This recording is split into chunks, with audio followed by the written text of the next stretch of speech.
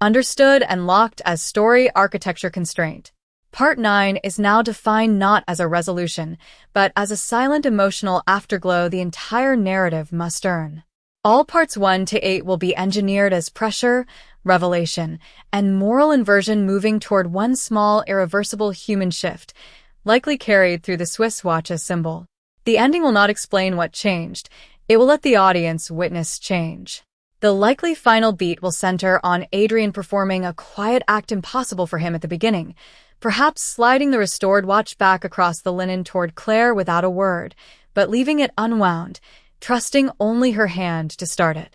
Or fastening his grandfather's watch on his own wrist for the first time only after she walks away, then pausing when he hears its ticking sync with rain against the glass. The emotional payoff will live in restraint, an unfinished glance, a hand hesitating over engraved metal, a silence in which pride dissolves. No triumph speech. No overt reconciliation. No summary. Action first, feeling after. Every earlier part will plant toward this.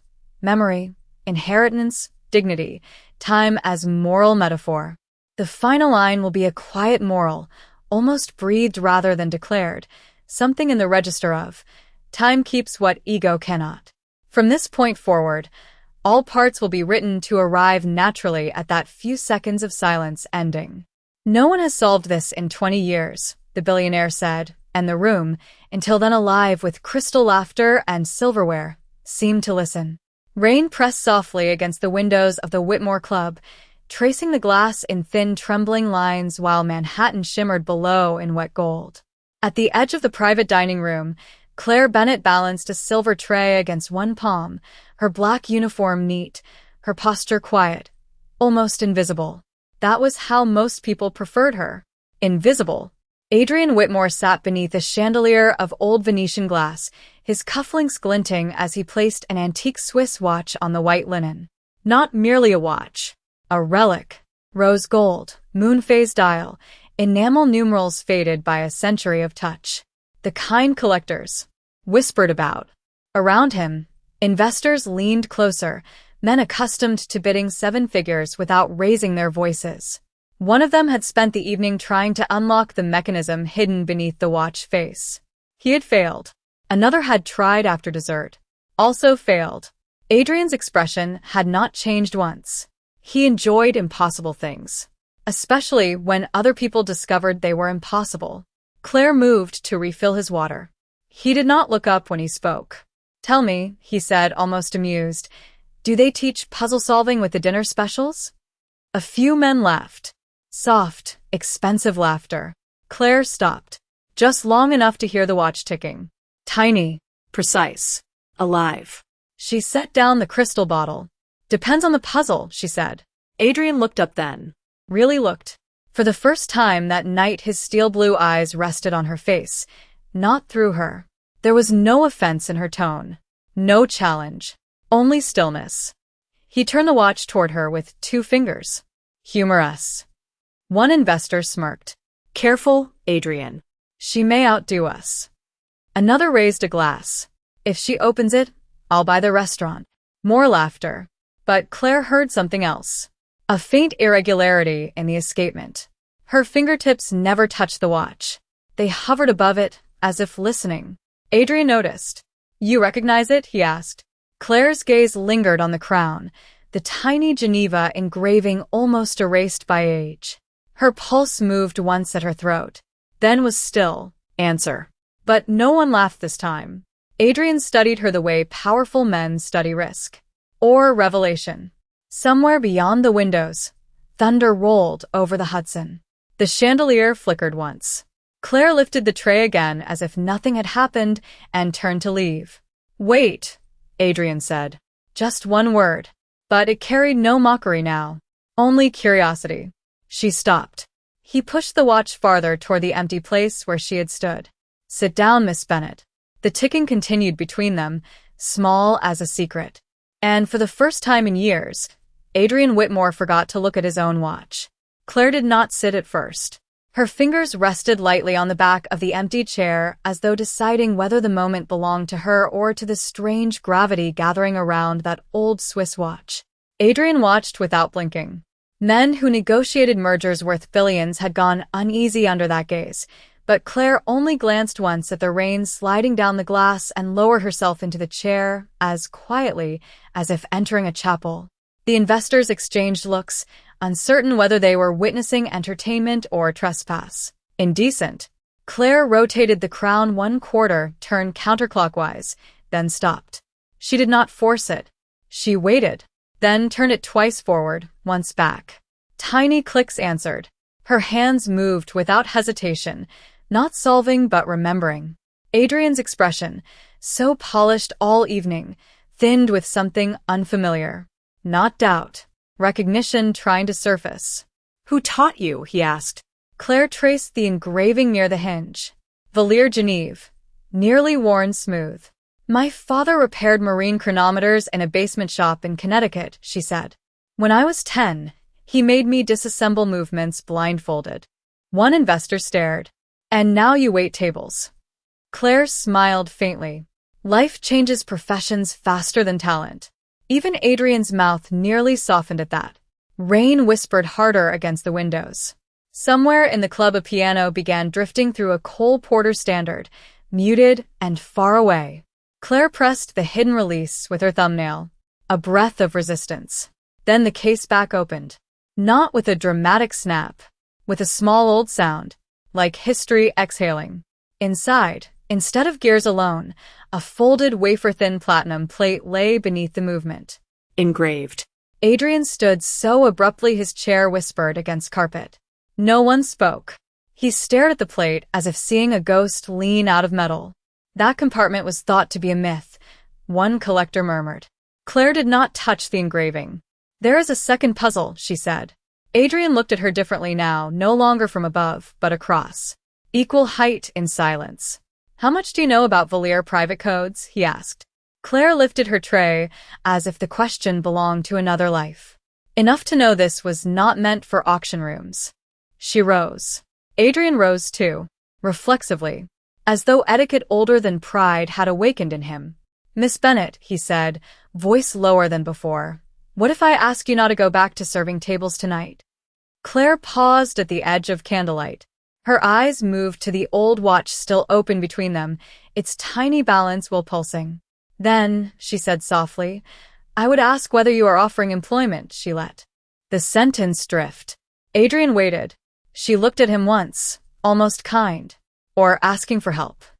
And for the second time that night, Adrian Whitmore did not answer at once. Adrian did not answer because something older than speech had entered the room. For years he had treated silence as a tactic. Tonight it arrived as surprise. The investors had faded into shadows around the candlelight, their authority suddenly ornamental. Only the open watch mattered now, and the woman standing beside it, as if she had stepped out of some forgotten chapter of its history. Adrian moved first. He took the platinum plate from the case with uncommon care and laid it on the linen. Under the chandelier glow, faint hand-etched symbols appeared, almost invisible. Constellation marks. Numbers. Tiny crescents cut into metal. Not decoration. Code. My grandfather never mentioned this, Adrian said, more to himself than to anyone. Claire did not sit again. She remained standing, tray tucked beneath one arm, studying the markings without touching them. Some men hide what they treasure, she said. Others hide what they regret. Adrian looked at her sharply. Which was he? Claire tilted her head. Depends what this opens. One investor cleared his throat and rose. Adrian, this has become personal. Another checked his watch, murmured about an early market call, and one by one they drifted away with awkward congratulations, leaving untouched bourbon and melting ice behind. In minutes, the long private table belonged only to Adrian, Claire, and the old ticking machine between them. Outside, rain softened to mist. The city lights blurred silver. Adrian turned the plate over. On the reverse, nearly erased by age, was a Latin phrase. He frowned. Can you read it? Claire leaned in. Candlelight brushed her cheek. Tempus non custodit superbiam. Adrian repeated it slowly, unfamiliar in his own mouth. Time does not preserve pride. He gave a dry breath almost like laughter. My grandfather had a cruel sense of humor. Or a patient one. Claire's eyes shifted to the crescent marks. This is not random engraving. It is indexed to the moon phase dial. Adrian stared. You can decode it? Claire hesitated. Not from uncertainty. From memory stirring. Maybe.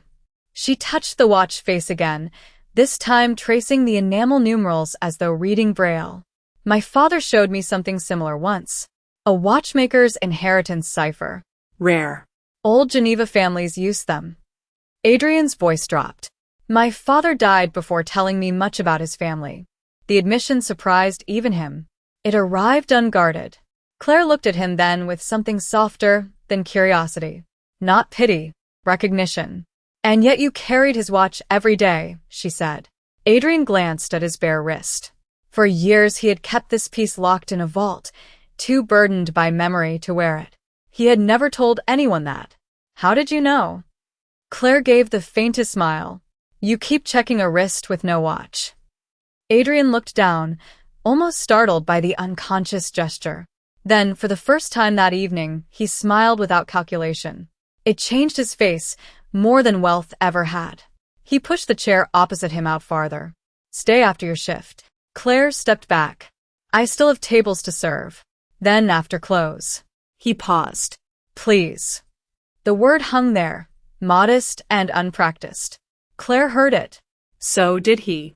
She turned toward the dining room, but before leaving, she reached into the apron pocket no one had noticed and placed a folded scrap of paper beside the watch. Grease pencil sketches. Gear ratios. Tiny diagrams drawn by hand. Adrian stared. What is this? Something my father gave me when I was 12. She moved toward the doorway. You may want it before opening the second lock. Why give it to me? Adrian asked. Claire stopped beneath the low amber sconces, rain lights silvering the window behind her. Because puzzles only become inheritance when two people solve them. Then she disappeared into the hush of the restaurant, and Adrian Whitmore sat alone, listening to a watch he no longer believed was measuring time. Close to midnight, the Whitmore Club shed its public grandeur and became almost monastic. Waiters cleared the last crystal stems, piano music faded, and only rain remained, a soft percussion against the tall windows. Adrian had not left. His driver had called twice. He ignored both. He sat with Claire's folded sketches open beneath the chandelier, studying gear diagrams drawn in a young hand, precise beyond their age. Along the margins were notes in blue pencil. Ratchet sequence, mirrors lunar drift. Hidden locks prefer patience over force. The handwriting carried a discipline he recognized from old engineering notebooks in his grandfather's study. But what unsettled him was a tiny symbol repeated in the corners of every page, a crescent nested inside a star. The same mark engraved inside the watch. He heard footsteps before he looked up. Claire had changed out of uniform. A charcoal coat, rain on the shoulders, hair loosened from the severe knot she wore on shift. Simpler somehow, yet less ordinary. She set a paper cup of coffee beside him. You have been staring at that one-gear ratio for 40 minutes, she said. Adrian glanced at the coffee. You brought me this? You looked like a man arguing with a dead Swiss engineer. He almost laughed. And what does coffee solve? Claire took the chair across from him. Hubris occasionally. The old rhythm between them had already begun, neither admitting it. Adrian slid the sketches toward her. This symbol. Your father used it? Claire nodded. He called it the keeper's mark. Keeper of what? Things people lose when they start measuring life only in profit. Adrian held her gaze longer than before. The answer landed deeper than she intended. He turned the watch over and aligned the moon phase disc to the crescent marks. Claire watched, then stopped his hand gently. Not clockwise. Her fingertips touched his wrist for less than a second. Barely contact. Yet Adrian felt the interruption as though someone had shifted gravity. Backward first, she said softly. Old Geneva locks reverse ego before they reveal truth. He obeyed without argument, surprising himself. 3 turns back. 1 forward. Pause. The balance will changed pitch. Tick, tick, tick. Even. Claire leaned closer. Now press the date wheel at 12. Adrian did.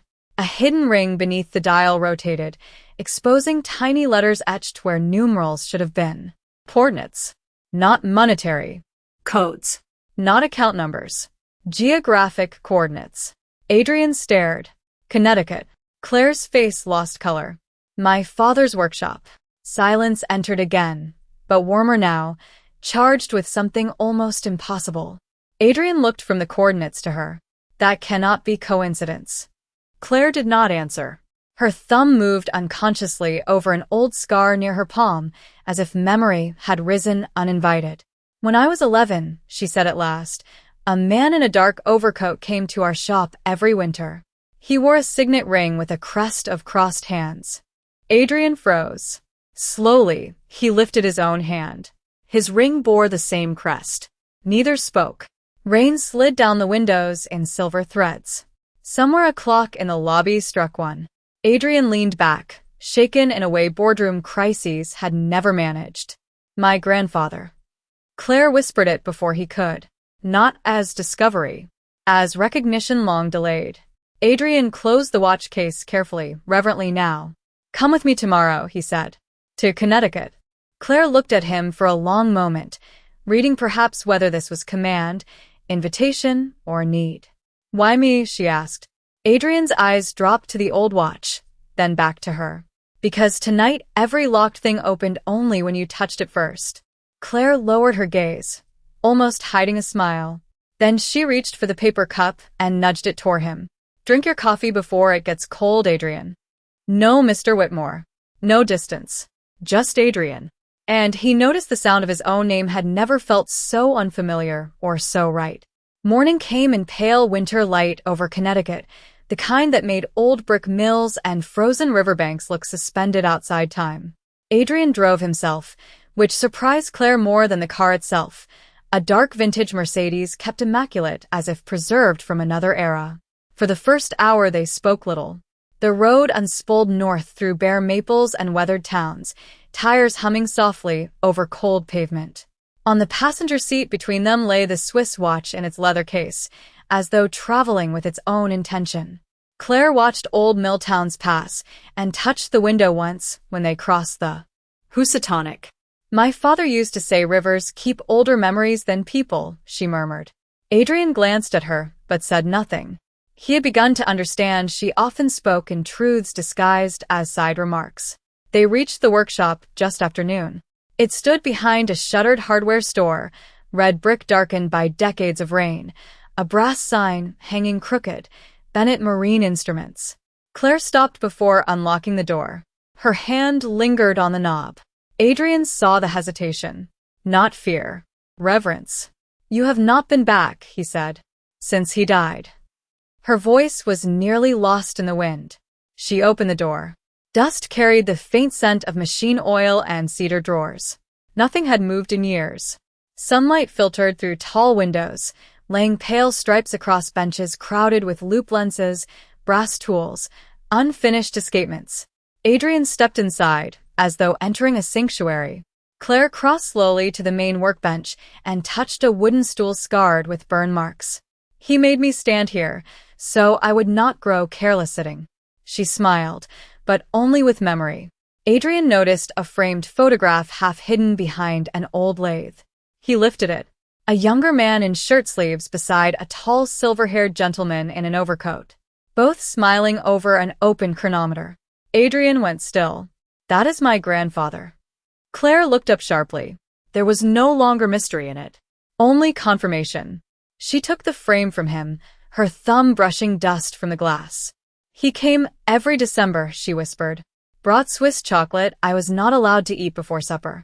Adrian laughed quietly, astonished at the ordinary humanity of a man he had known only through marble portraits and inheritance law. Then Claire froze. Her gaze fixed on the back wall where a regulator clock hung silent. Below it, carved into the wood paneling, was the same crescent and star mark. She moved to it at once. The keeper's mark. Adrian followed. At the base of the clock case was a hidden keyhole no wider than a pencil. He reached instinctively for the Swiss watch. Claire stopped him. Not the watch. She bent and pulled open a drawer beneath the bench. Inside lay an old brass winding key tied with blue thread. She smiled faintly. He always hid important things where children would look first. Adrian handed her the clock door. She inserted the key and turned once.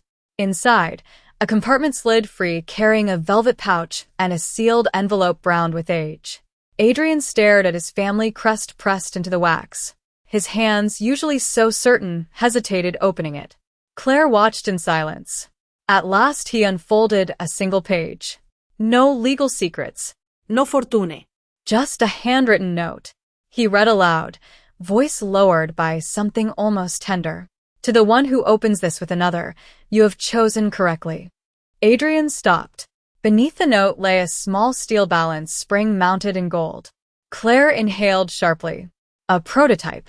Adrian looked up. You know what it is? My father designed it. He said a patron in New York believed it could change precision timekeeping. Adrian lowered into the old wooden chair as if history had quietly rearranged him. My grandfather funded your father. Claire nodded slowly and hid the proof in a puzzle. Snow began drifting outside the windows, light as ash. Adrian folded the letter once, carefully, and placed it back in the envelope. Then he did something Claire had not expected. He removed his signet ring and set it beside the old balance spring on the bench. Not as display, as offering. Claire looked at the ring, then at him. Why would you do that? Adrian studied the worn tools around them. Because for the first time in years, he said, something I inherited feels less important than something I almost lost without knowing it. And the old regulator clock, silent for decades, gave a single soft tick. Snow continued falling outside the workshop, soft against the windows, muting the world beyond brick and river. For a long while neither Adrian nor Claire moved. The old regulator clock, silent for decades, had given one tick and returned to stillness, as if announcing only enough to be believed. Adrian turned the balance spring in his fingers under the winter light. It shimmered with impossible delicacy, a thing so small carrying generations inside its curve. My grandfather hid a partnership from his own family, he said quietly. Why? Claire ran a cloth over the old workbench, clearing dust in slow circles. Maybe because some alliances are understood before they can be explained. Adrian looked at her, hearing more in that answer than she intended. His phone vibrated inside his coat. He ignored it once. It rang again. Claire glanced toward it. You should answer. Adrian frowned at the screen. Board members. New York. The old world calling. He let it go dark. Not today. Something changed in Claire's expression then. A small shift, almost invisible. Respect arriving where suspicion had once stood. She moved toward the regulator clock and opened its lower cabinet. Help me. Adrian joined her. Together they lifted the pendulum assembly back into place. Brass against brass. Weight settling into forgotten grooves. Claire adjusted the suspension spring. Adrian steadied the case. Their hands worked without instruction, as if guided by some older rehearsal. Push gently, she whispered. Adrian touched the pendulum. It began to swing. Tick, tock, tick, tock. The sound filled the workshop like a heartbeat returned. Claire closed her eyes a moment. Adrian did not look at the clock. He watched her listening. There was more reverence in that silence than in any cathedral he had entered. On the shelf beneath the clock, Adrian noticed a leather ledger. He opened it. Repair commissions, chronometer notes, sketches. Then a final entry in Claire's father's hand dated 22 years earlier. For Adrian Whitmore Sr. and the child who hears timing by instinct. Claire read over his shoulder and went still. The child, Adrian said. That was you. Claire lowered her gaze. He always thought listening was a craft. Adrian closed the ledger slowly. He was right. The words were simple.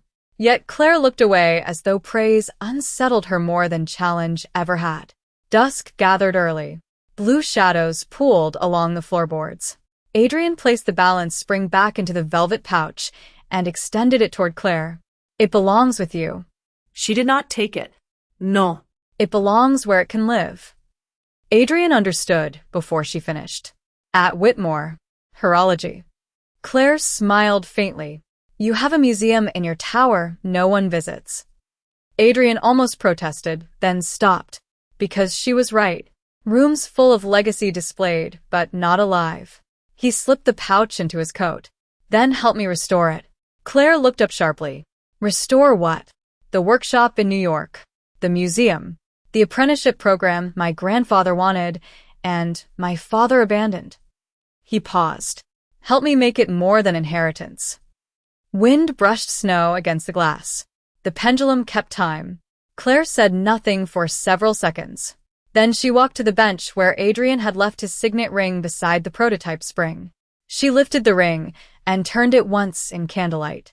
Instead of handing it back, she set it in his palm and closed his fingers around it.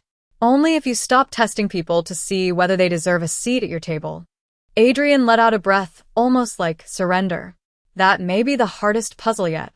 Claire's smile this time was real. As they prepared to leave, Adrian reached for the Swiss watch, but Claire stopped him. She wounded herself, 5 slow turns, listening between each. Then placed it in his hand. Now it is yours again. They stepped outside into evening snow.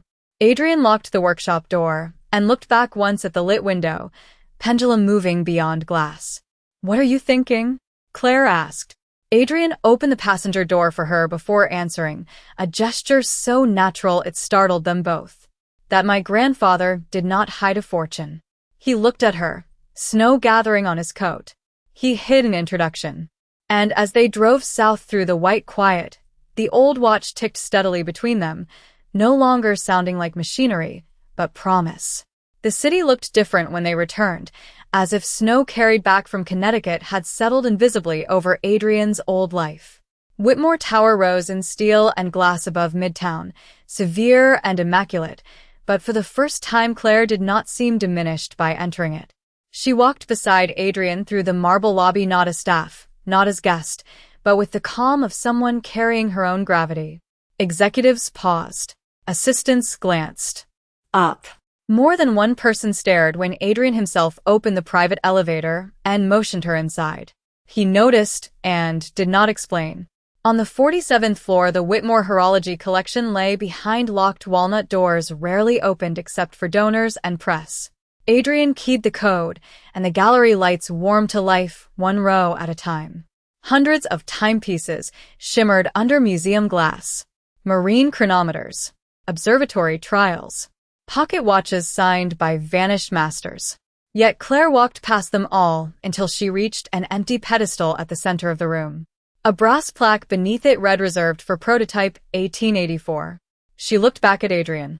Your grandfather meant to place my father's spring here. Adrian removed the velvet pouch from his coat and set it in her hand. Then do it. Claire hesitated. You should. Adrian shook his head. No. I inherited the room. You inherited what belongs in it. Her fingers trembled almost imperceptibly as she mounted the tiny balance spring beneath the glass.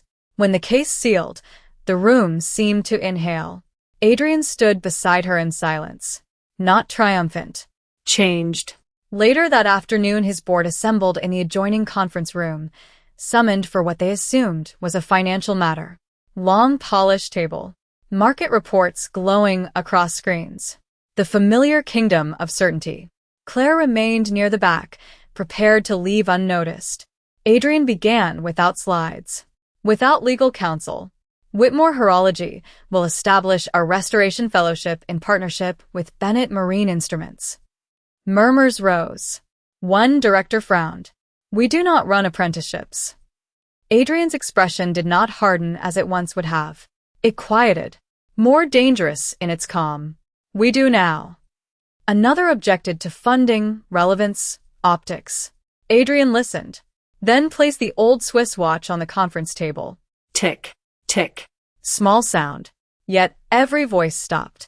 I spent years believing legacy meant possession, he said. It does not. It means stewardship. Claire looked down, hearing her own words returned altered by him. A senior director turned toward her. And who exactly is Miss Bennett in this arrangement? Before she could answer, Adrian did something no one in that room expected. He pulled out the chair at his right. The founding horological advisor. The title hung there almost absurd in its dignity. Claire did not move at first. Then she crossed the room and sat. No flerish. Just a chair pulled out and accepted. But something invisible shifted among those polished walls. The meeting ended before dusk. As staff filtered out, Claire remained studying the prototype beneath glass. Adrian approached holding a small velvet box. One more inheritance matter. She opened it. Inside lay his signet ring. She looked up, startled. I cannot take this. I am not giving it away. Adrian smiled faintly. I had the crest altered. She turned the ring. The old crossed hands now enclosed a crescent and star. The keeper's mark. Claire's breath caught. When did you do this? During a call I was supposed to take yesterday. She laughed softly, the sound rare enough to make him pause as though memorizing it. Evening darkened the windows. The city below flickered alive.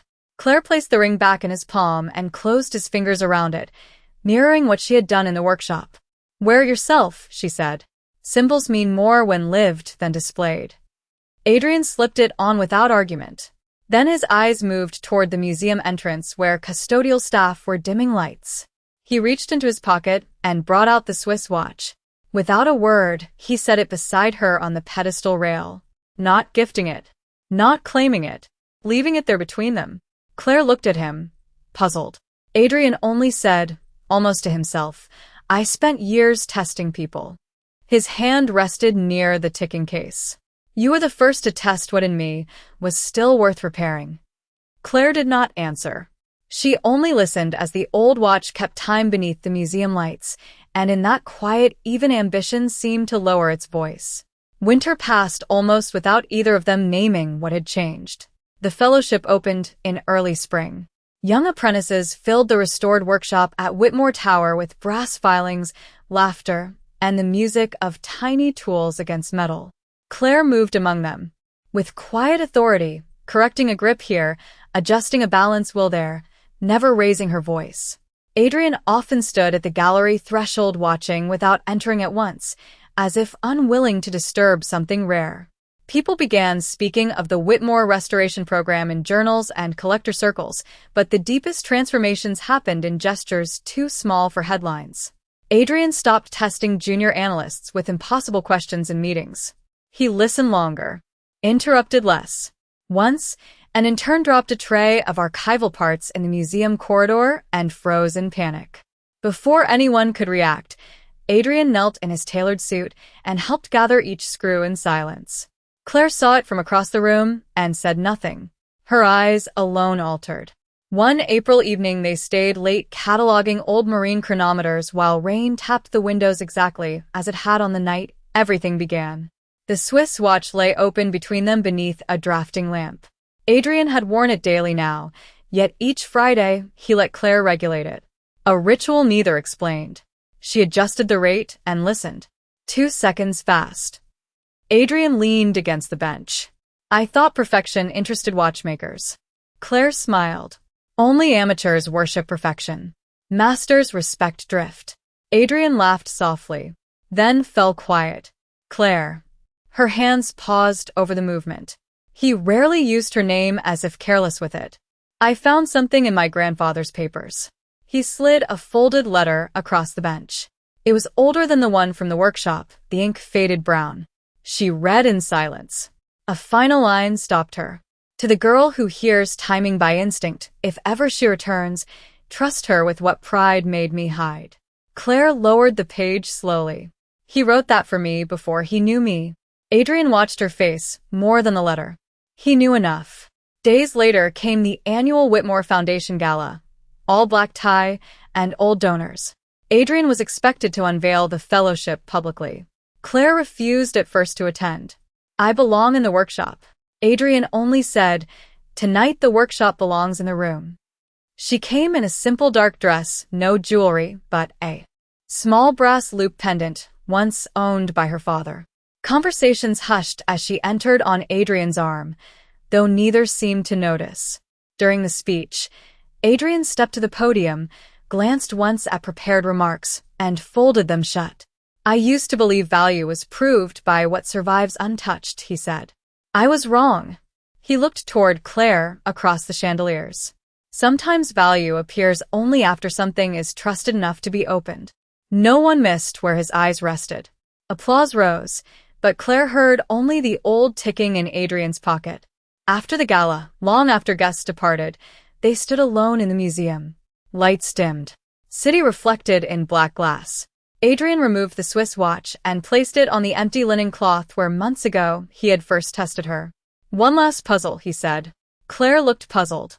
Adrian turned the case back open. Inside, where the platinum plate once lay, a new engraving had been added. Not initials. Not family crest. 3 words. For the keeper returned. Claire did not speak. Her hand hovered over the engraving, but did not touch. Adrian seemed almost uncertain suddenly, a condition she had never seen in him. Too much, he asked. Claire looked up, and there was amusement, sadness, and something gentler all at once. You finally learned a mechanism can be ruined by overwinding. Adrian smiled, almost boyish. Then the museum lights dimmed further on their timer, leaving only the prototype case illuminated at the room center. Claire stepped toward it and adjusted the display label beneath the balance spring. Adrian noticed she had added one line in tiny script below the catalog text. Stewardship begins where ownership ends. He read it without comment. Instead, he took off his altered signet ring and set it beside the Swiss watch on the linen. 2 symbols resting side by side. He did not offer explanation. He only left them there and stepped back. Claire looked at the objects, then at him, as if recognizing a door opening neither had named. Outside, rain had stopped. Somewhere in the gallery, the old regulator from Connecticut, now restored and installed by the entrance, began striking the hour. Slow, resonant. Adrian listened, then said so quietly it was almost lost. Some things are inherited. Others arrive when one finally becomes worthy of receiving them. Claire did not answer. She simply reached over and set the Swiss watch gently in motion again, and both stood listening as if the next silence mattered more than anything spoken. The regulator clock struck once more, then fell into that deep old hush only museums seem to know after midnight. Neither moved. The signet ring and the Swiss watch remained side by side on the linen, lit by the last amber pool from the drafting lamp. Claire's fingers still rested near the crown where she had set the movement running. Tick, tick. Small as breath. Adrian looked at the watch, then at her hand, as though understanding something too delicate to disturb. He reached out, not for the watch, but for the folded museum card beneath the prototype display. Turning it over, he wrote a single line in pencil, his grandfather's old mechanical script surprisingly steady. He did not show her. He slipped the card beneath the watch and stepped back. Claire studied him, then quietly took off the loop pendant from her neck. For a moment Adrian thought she meant to pocket it. Instead, she laid it beside the signet ring. Brass beside gold. Inheritance beside earned trust. Nothing arranged, yet somehow complete. A cleaning attendant passed far down the corridor and dimmed the final row of gallery lights. Shadows lengthened. Only the prototype case and the ticking watch still glowed. Claire turned to leave first. At the doorway she stopped, sensing Adrian had not followed. He stood before the old pedestal where the balance spring rested under glass. His reflection and the artifact overlapped in the dark pane. Slowly, almost absently, he lifted the Swiss watch and fastened it to his wrist. The same wrist he used to check, when empty. Claire watched him do it, and something in her expression softened into recognition too quiet for words. Adrian crossed to the entrance and, without looking at her, held the museum door open. A small gesture. Ordinary. Yet months ago, he would have let assistants do such things without noticing. Claire passed through, but as she did, her fingertips brushed the edge of his sleeve once, light as the pendulum they had set moving together. No declaración. Only contact brief enough to doubt, lasting enough to alter memory. In the lobby, dawn was beginning beyond the glass facade, blue light gathering over Manhattan. The city had not fully awakened. Cleaning crews moved like ghosts. Adrian paused beside the regulator clock from Connecticut, now standing near the entrance. Its pendulum swung in patient arcs. He took the folded museum card back from his pocket and handed it to Claire. She opened it under the pale morning light. Only 6 words. When time listened, pride grew quiet. Claire read it once, then folded it again without comment and slipped it into the watch case. Not her pocket. The watch case. Adrian noticed. That was answer enough. Outside, a black car waited at the curb. The driver stepped forward, then hesitated when Adrian shook his head. Adrian looked at Claire. Walk, he asked. She nodded. They moved down Fifth Avenue as the first storefront lights flickered on and street sweepers hissed against wet pavement. No one on the sidewalk knew a billionaire walked beside a waitress. Or perhaps neither title fit anymore. At a crosswalk, Adrian stopped suddenly, looking at a jeweler's window where antique chronometers turned slowly in display. In the reflection, he saw Claire beside him, the watch on his wrist, Dawn behind them. He said nothing, only lifted his arm and adjusted the strap one notch tighter, as if deciding at last to wear what he had once only guarded. Claire saw the gesture. Her eyes lowered, then rose again with that faint almost smile he had come to trust more than applause.